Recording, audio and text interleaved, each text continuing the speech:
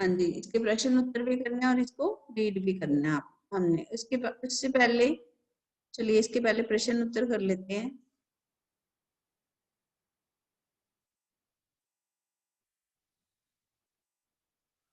चलिए मालवी, इसको रीड कीजिए। फादर की उपस्थिति देवदार की छाया जैसी क्यों लगती थी?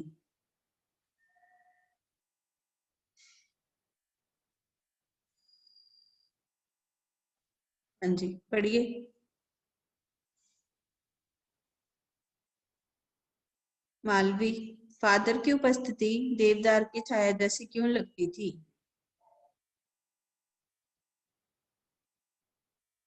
मैम मुझे स्क्रीन ही नहीं विजिबल हो रही। क्यों भाई?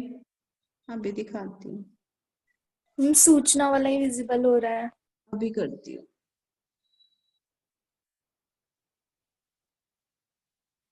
अब हो रही है? हाँ जी हो रही है अब। यस। फादर बुल्के करुणा से ओतप्रोत विशाल हृदय वाले और कल्याण की भावना रखने वाले महान मालवी, पहले फादर की उपस्थिति। Yes ma'am. फादर की उपस्थिति देवदार की छाया जैसी क्यों लगती थी? फादर बुल्के मानवीय करुणा से ओतप्रोत विशाल हृदय वाले और कल्याण की भावना रखने वाले महान व्यक्ति थे। जैसे देवदार का वृक्ष आकार में लंबा चौड़ा और छायादार होता है, वैसे ही फादर बुल्के का व्यक्तित्व भी था। जिस प्रकार देवदार का वृक्ष लोगों को छाया तथा शीतल प्रदान करता है, उसी प्रकार फादर बुल्के भी अपनी शरण में आए हुए लोगों को आश्रय देते थे। हर दुखी व्यक्ति उनके प्रेम, स्नेह तथा संतावना पूर्ण वचनों द्वारा शांति और शीतलता प्राप्त करता था, शीतलता प्राप्त करता था। इसका मतलब क्या है कि फादर बुल्के हैं जो, वो मानवीय करुणा की दिव्य चमक थी। कैसे? फादर बुल्के जो हैं वो विशाल हृदय वाले थे। कैसे थे वो? विशाल हृदय वाले और कल्याण की भावना रखने वाले। और कैसे व्यक्ति थे? महान व्यक्ति। फादर बुल्के थे जो विशाल हृदय वाले और मानवीय करुणा से ओतप्रोत, मतलब मनुष्यता के लिए क्या करते थे वो? हमेशा मनुष्यता की भलाई के लिए जो है हमेशा तैयार रहते थे। देवदार का वृक्ष जैसे आकाश आकार में क्या होता है? लंबा चौड़ा होता है और छायादार होता है, वैसे ही फादर बुल्के का व्यक्तित्व भी था। वैसा ही फादर बुल्के का व्यक्तित्व भी था। इस प्रकार देवदार का वृक्ष लोगों को छाया और शीतलता देता है। जैसे देवदार का वृक्ष होता है, देखे होंगे आपने, बड़े बड़े होते हैं इसके पेड़, लंबे भी होते हैं काफी। जैसे ये लोगों को छाया और शीतलता देता है, वैसे ही ये अपनी शरण में आए हुए लोगों को आश्रय देते थे। कोई भी इनके पास चला जाता था, कोई भी दुखी व्यक्ति, उनके प्रेम, स्नेह, सांत्वना पूर्ण वचनों द्वारा शांति और शीतलता प्राप्त करता था। ठीक है, तो इनका जो व्यक्तित्व था वो कैसा था? इनका व्यक्तित्व था जो वो मानवीय करुणा से ओतप्रोत था। इनका हृदय विशाल था और कल्याण की भावना रखते थे, लोगों के लिए हमेशा मदद करने को तैयार रहते थे। जैसे देवदार का वृक्ष होता है लंबा चौड़ा, वैसे ही ये शीतलता और छाया प्रदान करते थे उस वृक्ष की तरह, इसलिए इनको देवदार की छाया कहा गया। फादर बुल्के भी अपनी शरण में आए हुए लोगों को आश्रय देते थे, उनके दुखी हृदय को, उनके व्यक्तित्व को प्रेम और स्नेह देते थे। उनके वचन क्या देते थे? किसी भी दुखी व्यक्ति को शांति देते थे और शीतलता प्राप्त करते थे। ठीक है, ये जो शब्द मैंने अंडरलाइन किए हैं आपको, ये आपने लिखने हैं कॉपी में, रिवीजन में, ताकि आपकी गलतियां ना हो आगे। ठीक है, हाँ जी समझ आया प्रश्न? बोलिए। Yes ma'am. हाँ जी चलो यस मैम। दूसरा प्रश्न पढ़ो। फादर बुल्के भारतीय संस्कृति के अभिन्न अंग है, किस आधार पर ऐसा कहा गया है? सेकंड प्रश्न पढ़िए। फादर बुल्के भारतीय संस्कृति के एक अभिन्न अंग है, किस आधार पर अभिन्न, ऐसा कहा गया अभिन्न, है? अभिन्न फादर बेटे, बुल्के पूरी अभिन्न अंग है। अच्छा ठीक है। फादर बुल्के पूरी तरह से भारतीय संस्कृति को आत्मसात कर चुके थे। भारत को ही अपना देश मानते हुए यहाँ की संस्कृति में रच बस गए थे। वह हिंदी के प्रकांड विद्वान थे एवं हिंदी के उत्थान के लिए सदैव तत्पर रहते थे। उन्होंने हिंदी में पीएचडी की उपाधि प्राप्त करने का उपरांत ब्लू वर्ल्ड तथा बाइबिल का हिंदी अनुवाद भी किया और अपना प्रसिद्ध अंग्रेजी हिंदी कोश भी तैयार किया। उनका पूरा जीवन भारत तथा हिंदी भाषा के लिए समर्पित था। वह यहाँ के रीति रिवाजों से परिचित थे। अतः हम यह कह सकते हैं कि फादर बुल्के भारतीय संस्कृति के अभिन्न अंग हैं। हाँ जी, इसका मतलब क्या है कि फादर बुल्के हैं जो वो भारतीय संस्कृति के अभिन्न अंग हैं। अभिन्न अंग क्या होता है कि ऐसा अंग जिसको हम अलग नहीं कर सकते। कैसा अंग है? अभिन्न अंग, जिसको हम अलग नहीं कर सकते। वो भारतीय संस्कृति को आत्मसात कर चुके थे। आत्मसात का क्या अर्थ होता है? अपना चुके थे, भारतीय संस्कृति को अपना चुके थे और भारत को अपना देश मानते थे। यहाँ की संस्कृति में रच बस गए थे, मतलब यहाँ के सारे कल्चर को, सारी संस्कृति को उन्होंने अपना लिया। आत्मसात करना होता है कि अपने आप को जो है उसी माहौल में ढाल लेना, वैसे ही बन जाना, रच बस जाना। वे हिंदी के प्रकांड विद्वान थे, बहुत बड़े जो है ज्ञान था उनको हिंदी का, और इसके उत्थान के लिए वो इसको आगे बढ़ाने के लिए सदैव तत्पर रहते थे, हमेशा तैयार रहते थे इसके विकास के लिए। और वो हिंदी के विद्वान पंडित भी थे और इसको आगे बढ़ाने के लिए हमेशा तैयार रहते थे। उन्होंने हिंदी में पीएचडी की उपाधि प्राप्त की और एक उनका ब्लू बर्ड एक नावल था इंग्लिश का, उसका उन्होंने हिंदी अनुवाद किया नीलपंछी के नाम से, और एक बाइबल का इन्होंने हिंदी में अनुवाद किया था और अपना प्रसिद्ध अंग्रेजी हिंदी कोश भी तैयार किया। ठीक है, उनका पूरा जीवन भारत तथा हिंदी भाषा के लिए समर्पित था। उन्होंने अपना जीवन किसके लिए लगाया? भारत के लिए। ठीक है, और यहाँ के रीति रिवाजों से वो भली भांति परिचित थे। हम कह सकते हैं कि फादर बुल्के भारतीय संस्कृति के एक अभिन्न अंग है।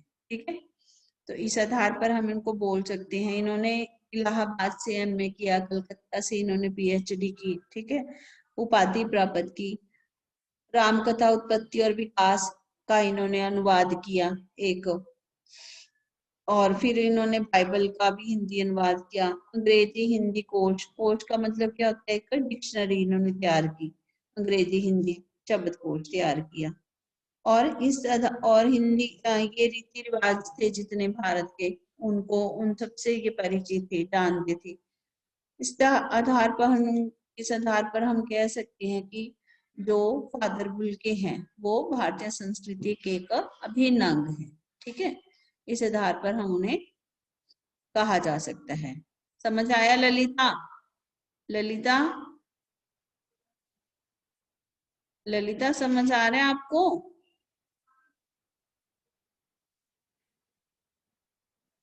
अगला है, पाठ में आए उन प्रसंगों का उल्लेख कीजिए जिनसे फादर बुल्के का हिंदी प्रेम प्रकट होता है। अब फादर बुल्के का हिंदी प्रेम किस बात से प्रकट होता है? चलिए इसको पढ़िए।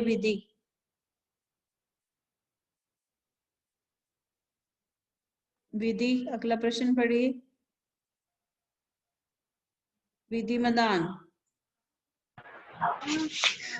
Yes ma'am. हाँ जी, विधि। पाठ में आए उन प्रसंगों का उल्लेख कीजिए जिनसे फादर बुल्के का हिंदी प्रेम प्रकट होता है।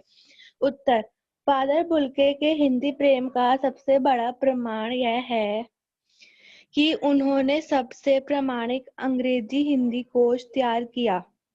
भारत आकर उन्होंने कलकत्ता से हिंदी में बीए तथा इलाहाबाद से एमए किया। उन्होंने राम कथा उत्पत्ति और विकास पर शोध कर PhD की उपाधि प्राप्त की। ब्लू बर्ड का अनुवाद नील पंछी के नाम से तथा बाइबल का हिंदी अनुवाद किया। सेंट जेवियर्स कॉलेज रांची में हिंदी विभाग के अध्यक्ष बने। वे परिमल नामक संस्था के साथ भी जुड़े रहे। हिंदी को राष्ट्रीय भाषा के रूप में प्रतिष्ठित करने तथा लोगों को हिंदी भाषा के महत्व से परिचित कराने के लिए विभिन्न प्रयास किए। हाँ जी, इसका क्या अर्थ है कि पाठ में कौन से ऐसे प्रसंग आए हैं, कौन से ऐसे बातें आई हैं जिनसे फादर बुल्के का हिंदी के प्रति प्रेम प्रकट होता है। तो फादर बुल्के का हिंदी प्रेम जो है, सबसे बड़ा प्रमाण ये है कि उन्होंने सबसे प्रामाणिक अंग्रेजी हिंदी कोर्स तैयार किया। इसका मतलब क्या कि अंग्रेजी हिंदी की एक उन्होंने डिक्शनरी बनाई, ठीक है, उसे कहते हैं कोश, हिंदी अंग्रेजी कोश। भारत आकर उन्होंने कलकत्ता से हिंदी में BA और इलाहाबाद से MA किया।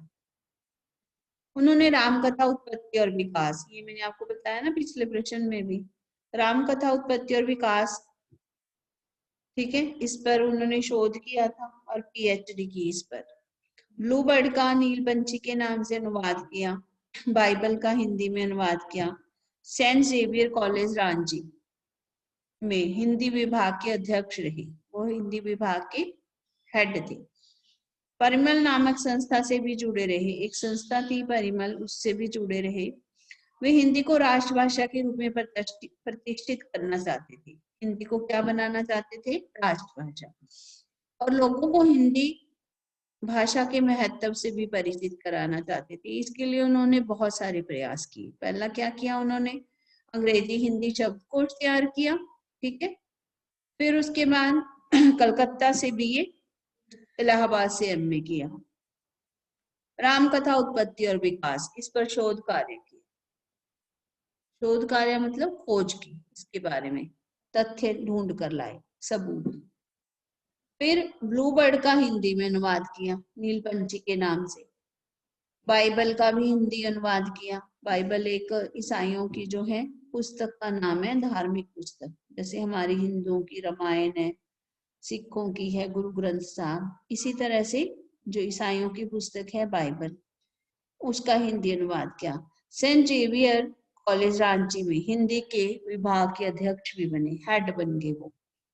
वे परिमल नामक संस्था से भी जुड़े रहे, जो हिंदी के लिए, हिंदी के विकास के लिए, संस्कृति के लिए, हिंदी की इसको बढ़ावा देने के लिए काम करती थी।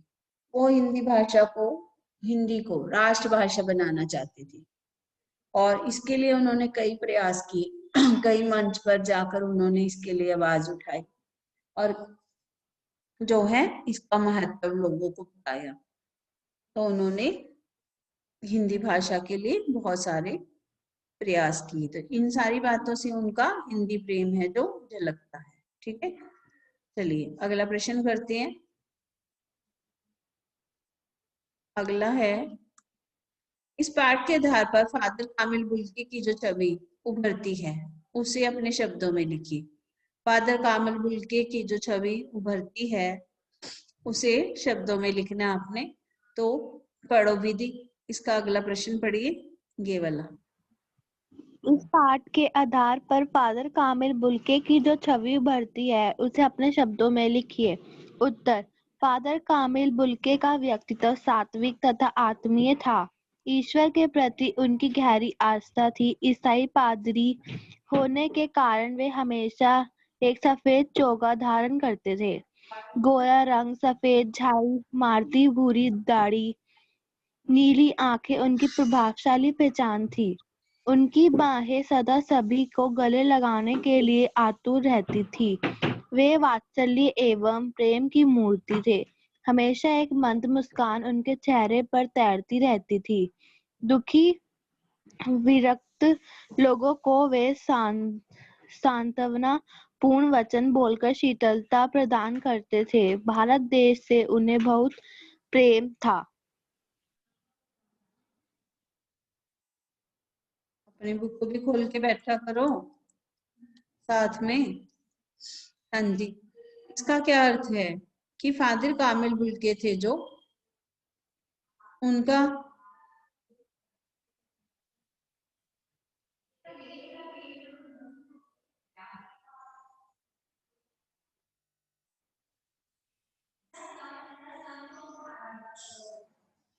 हाँ जी, इस पाठ के आधार पर फादर कामिल बुल्के की जो छवि उभरती है उसे अपने शब्दों में लिखना है। फादर कामिल बुल्के का व्यक्तित्व सात्विक था, बहुत ही सच्चा था और आत्मीय था। मतलब उनके व्यक्तित्व में क्या था, सच्चाई थी और अपनापन था, प्यार था। ठीक है, ईश्वर के प्रति उनकी आस्था भी बहुत थी। बच्चे, हर्ष आप बार बार क्या हो रहा है, आपकी मीटिंग क्यों छोड़ रहे हो आप बार बार क्लास? हर्ष वर्मा,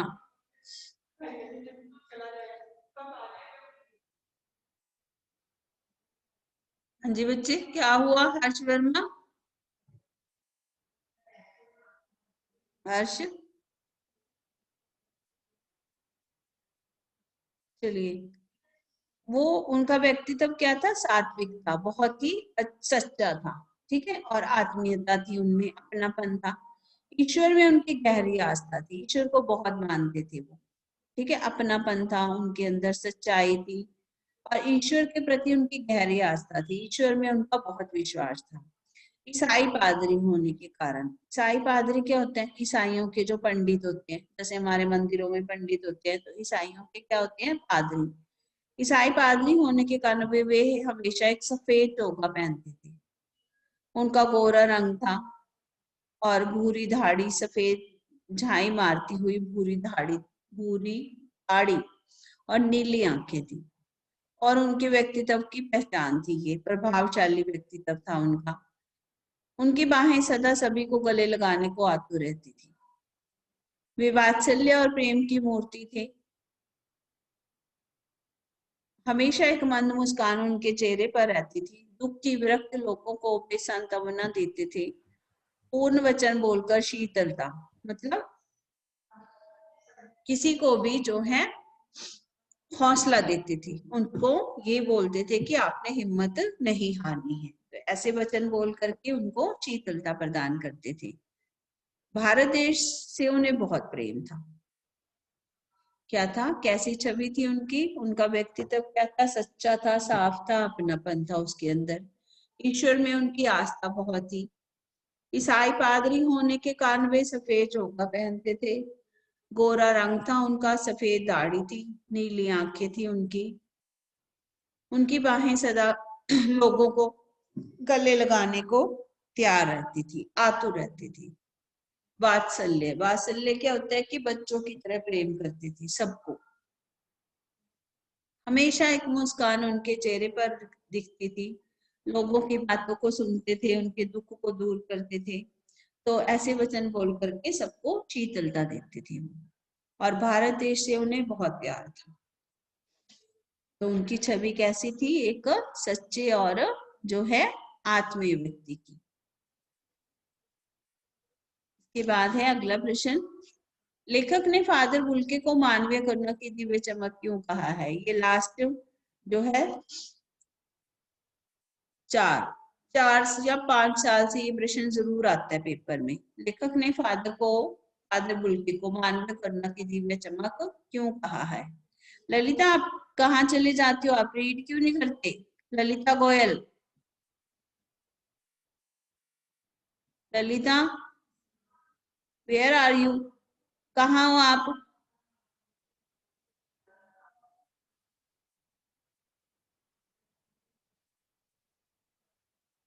चलिए हर्ष, ये प्रश्न पढ़िए।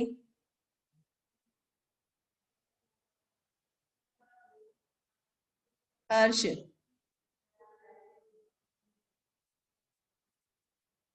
हर्ष वर्मा,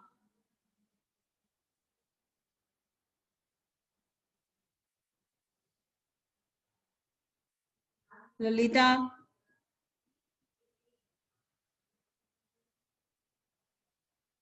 चलिए विधि पढ़िए इसको। लेखक ने फादर बुल्के को मानवीय करुणा की दिव्य चमक क्यों कहा है?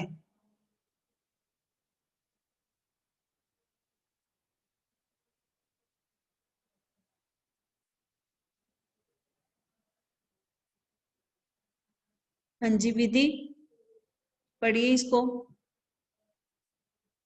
विधि मैदान। उन्होंने अपने फादर बुल्के को मानवीय करुणा की दिव्य चमक क्यों कहा है? उत्तर, फादर बुल्के मानवीय करुणा की प्रतिमूर्ति थे।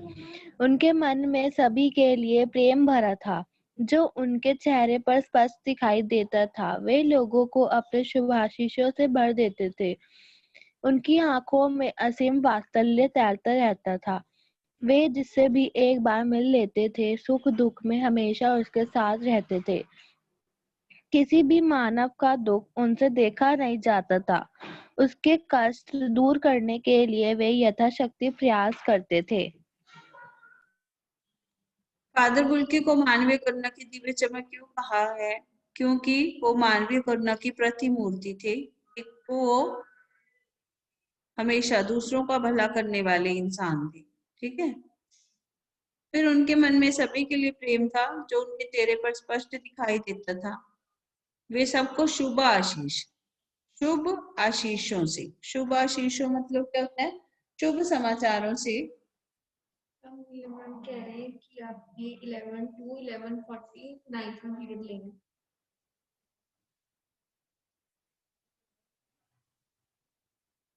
9th में?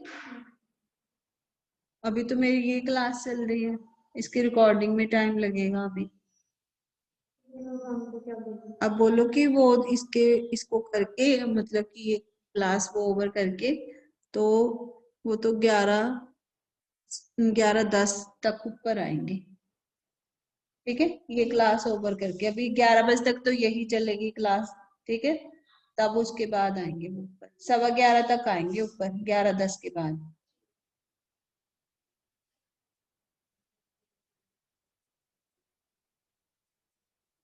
हाँ जी बच्चे, तो ये सब उनके चेहरे पर स्पष्ट दिखाई देता है।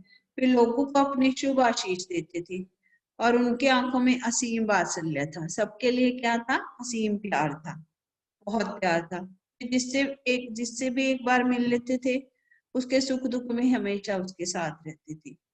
वो किसी भी मानव को दुख उनसे देखा नहीं जाता था। उनके कष्ट करने के लिए वो यथाशक्ति जितना हो सकता था प्रयास करते थे।